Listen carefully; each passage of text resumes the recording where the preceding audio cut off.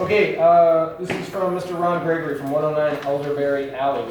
Dear Council, we wish to thank you for helping to make Elderberry and Chestnut Alley a safer place to drive. You accomplished this by making Chestnut Alley one-way between 8th and 7th Street. We realize that this might be a bit of an inconvenience for a few of our neighbors, but it will make automobile travel on this alley a whole lot safer.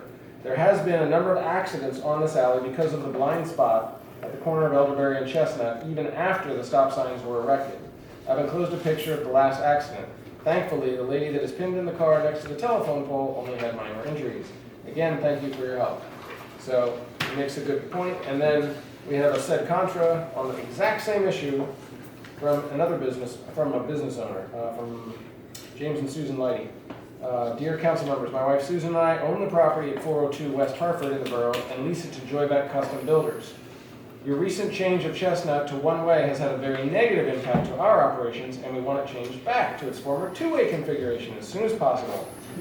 Unfortunately, the borough has not enforced its 2-hour parking regulation for West Hartford, so my adjacent business owners, who all have insufficient off-street parking, use the street parking spaces in front of my office every day for the entire 8 to 10 hour business day, forcing our customers and staff to use our rear off-street parking exclusively.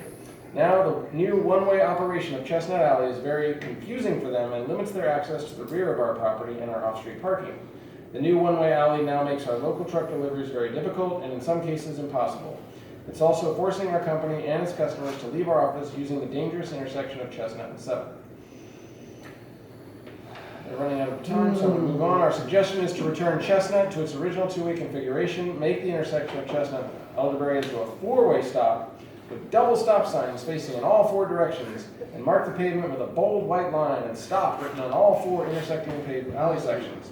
This should do a much better job of preventing accidents while not interfering with business activity. We request the borough give us a response to this letter in writing so we can judge whether further action needs to be taken. With great concern, James and Susan Lighty.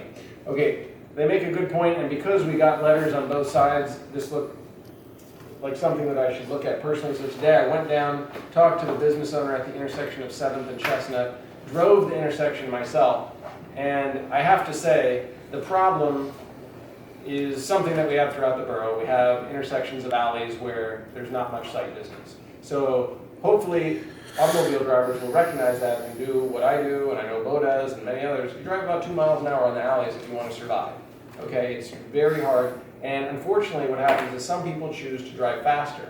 And when you go through these intersections, this one or any other one, you're taking your life into your hands if you go much faster than that. I think, do we have a speed limit? We don't have a speed limit per se for the alleys, do we? No, 25 is the largest town. Yeah. I mean, I would think 10 miles an hour is a crazy speed to go through those intersections, wouldn't you say? Well, you wouldn't be able to enforce it anyway. Yeah. I mean, that's sort of the problem. So anyway, in driving this alley, I drove it one way. And there are problems caused by making it one way. When you get to 7th Street coming out, you don't have great sight distance. So the reason we looked at this in the first place, the reason we made it one way is because there were a lot of accidents at that intersection, and they were not pretty.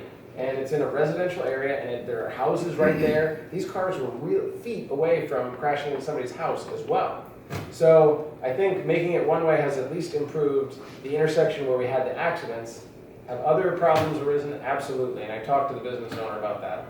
The solution that's perfect for everyone did not rear its beautiful face, and It's a 90-day trial. It's a 90-day trial, and we're taking a look at it to see what can work best. I do think that if business owners are parking in front of another business for more than 2 hours, that's just plain rude. I mean, we have signs that say 2-hour parking. You don't need a policeman to tell you that the sign says that. So if you're doing that to your neighbor, that's not very classy. And I think most in Milford are pretty classy, so I hope most will continue to park for less than 2 hours where signs